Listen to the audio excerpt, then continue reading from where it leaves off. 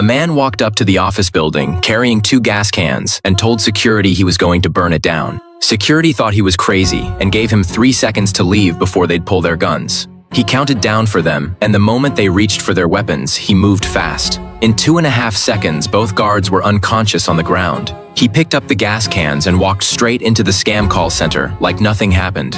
Everyone inside was busy hitting their quotas and had no idea what was coming. He announced that everyone had 10 seconds to get out, but they just laughed at him. So he grabbed one guy at random to wake everyone else up. After that demonstration, people suddenly started taking him seriously.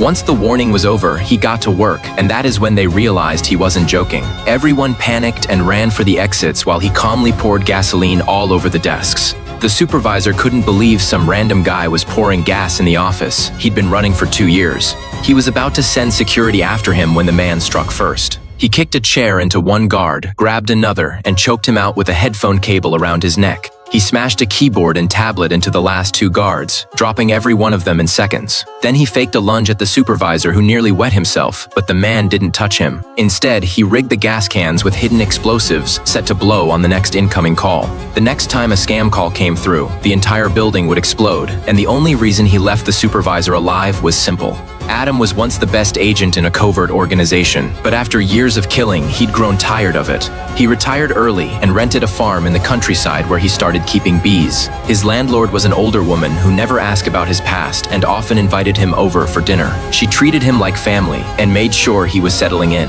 For the first time in his life, Adam felt like he had a home, so to thank her for everything, he decided to give her a gift. He brought over the first jar of honey he'd harvested himself. But when he knocked, no one answered, and a bad feeling hit him as he pushed the door open. Inside, he found a handgun on the floor and drops of blood that hadn't dried yet. The woman was slumped on the couch, already dead, and before he could process it, a gun pressed into his back. It was Verona, the landlord's daughter, who'd come home on leave to visit her mother. She walked in to find a bald stranger standing over her mother's body, and as a federal agent, she immediately assumed he was the killer. Adam tried to explain, but she wouldn't listen and had him arrested on the spot. But as soon as the police took him away, Verona found something suspicious on her mother's computer.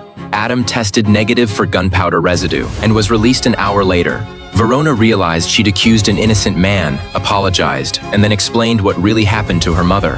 While paying bills online, a pop-up appeared warning her that her files were at risk unless she called a tech support number. She called the number, but it wasn't tech support. It was a scam operation that walked her through giving them remote access. They drained the charity fund she'd started with her son's death benefits, money meant to help other veterans' families. She couldn't bear the loss and ended her own life. These scammers targeted the elderly every single day, running over 100 operations like this without consequence. Verona wanted justice for her mother, but the call center was hidden so well that even federal agents couldn't locate it. Before she even finished talking, Adam had already decided to come out of retirement. He drove back to the farm and pulled a box out of one of the beehives. Inside was a satellite phone he hadn't used in years. The operator was surprised to hear from him after so long, but Adam didn't have time for small talk. He demanded the location of the call center, and 2 hours later, the phone rang with an answer.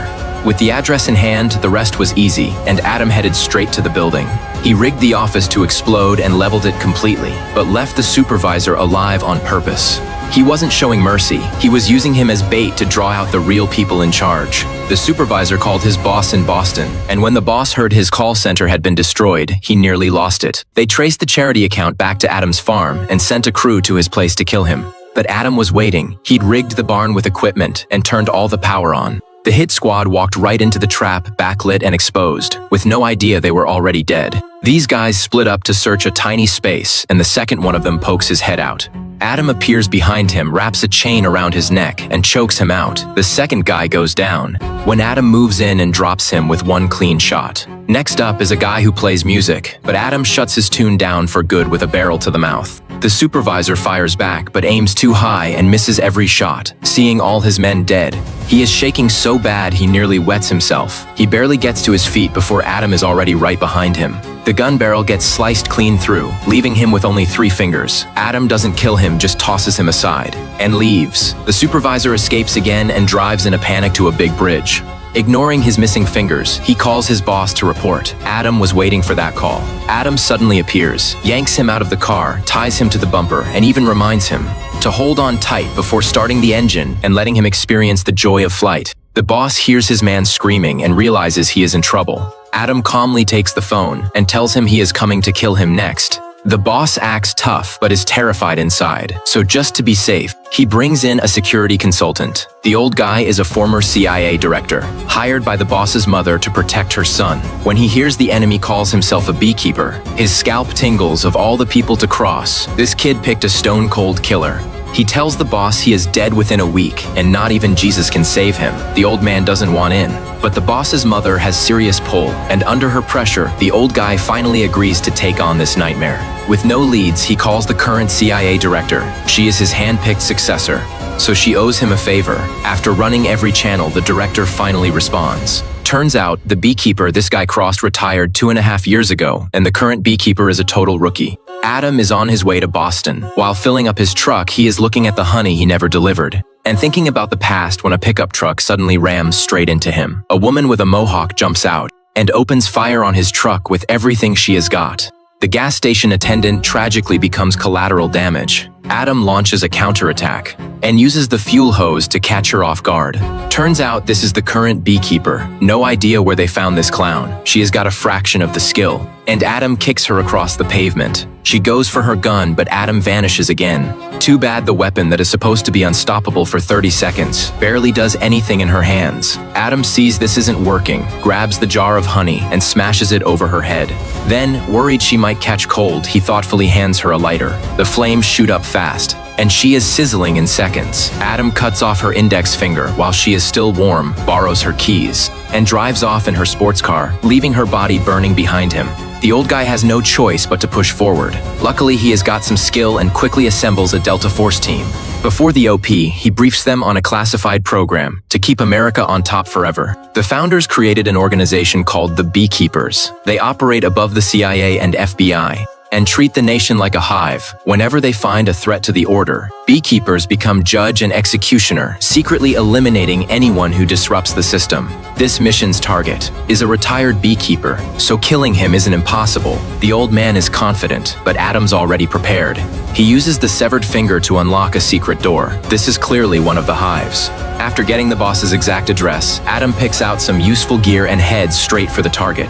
The Scam Center at Boston HQ is the global hub coordinating hundreds of fraud operations worldwide. Because of the boss's mother's influence, the FBI even sends a special response team as backup. While the team discusses their security plan, a man in a hat walks up and tries to join the conversation. The team leader figures he is a harmless civilian and tells him to leave, but the man says something that makes them all freeze before they can react. Adam strikes and flips the leader to the ground. For some reason, they all have guns but decide to fight him hand-to-hand instead. The outcome is predictable. Meanwhile, inside the building, the Delta team reaches the office floor, but when the lead operator orders an evacuation, the manager flat out refuses. This is the command center, pulling in millions every hour. The curly-haired boss is stupid enough to call and tell the squad to leave, so his crew can keep making money. He even starts the applause, not realizing Adam in the crowd is looking at him like he is an idiot. Adam throws down one unlucky guard and officially gets to work, even as the elite squad doubles back. He doesn't care and just remodels the entire lobby with bullets, then slides into the fire escape on his knees. The elite squad chases him down, but Adam's waiting at the corner for the team leader to get close. He grabs the guy's gun barrel and kills the entire squad in 2.5 seconds flat. The team leader loses it and pulls out a hatchet, trying to chop Adam into mincemeat. Adam's not scared of guns, so a hatchet doesn't faze him. He grabs a fire extinguisher and smashes the guy's head. To completely destroy the boss's operation, he plants evidence he prepared earlier, right as the tactical team arrives as backup. He goes back to the scam call center, and after a fun game of stapling the manager's forehead, gets intel on the real boss. But when he sees the photo of the curly-haired guy, Adam freezes for 2 seconds, and not because he is handsome. It is because his mom is the current president of the United States. The joint operation fails, and the boss can only hide at his mother's place, Mar-a-Lago, supposedly the most secure estate in America. With this much chaos, the old man naturally shows up, but this time he came prepared. He hired a mercenary team for serious money, and the captain is the only guy who ever killed a beekeeper. Of course, he paid a brutal price for it. A helicopter lands at the estate. The president personally arrives to protect her precious son, and no matter what trouble he causes, her love never fades. Because her presidency completely depends on her son's financial support, but too bad his luck ran out when he messed with the wrong person. Every manhole is welded shut, but Adam decides to take the sewers anyway. He uses a special tool to pop open a manhole, slides under a cargo truck, then waits for security to check underneath. The second they lock eyes, he takes the guard out, then changes into a security uniform. He walks into Mar-a-Lago with the other guards, finds a corner, and changes into a sharp-looking suit. He calmly walks into the cocktail party, but his cover lasts about 3 seconds. The mercenaries quickly surround Adam, and with the captain holding him at gunpoint, Adam has no choice but to kneel with his hands up. The captain pulls his gun to kill him, but the female agent yells for him to stop. At least she has some conscience. If he kills this bald guy, he gets a $300 million bounty, and after the old man gives the signal, the situation suddenly reverses. But Adam doesn't kill innocent people and always spares the Secret Service. But the mercenaries are a different story. Hearing the chaos outside, the president finally realizes how terrifying the beekeeper is, but it is too late. Dag fights his way to the floor where mother and son are hiding, but he is blocked before he can reach them. The mercenary captain charges out again. This guy's actually pretty tough, thick skin, and takes a beating. He takes a bullet but doesn't slow down and even seems to be gaining the upper hand with his size and strength advantage. Dag slips up for a second, and the guy even stabs him, but luckily the captain has a weakness. Dag kicks off his prosthetic leg and instantly turns the fight around. Dag reaches the door where mother and son are hiding, but the old man suddenly appears playing peacemaker. He says since Dag's retired there is no need to take things this far, but he has no idea Dag was an orphan.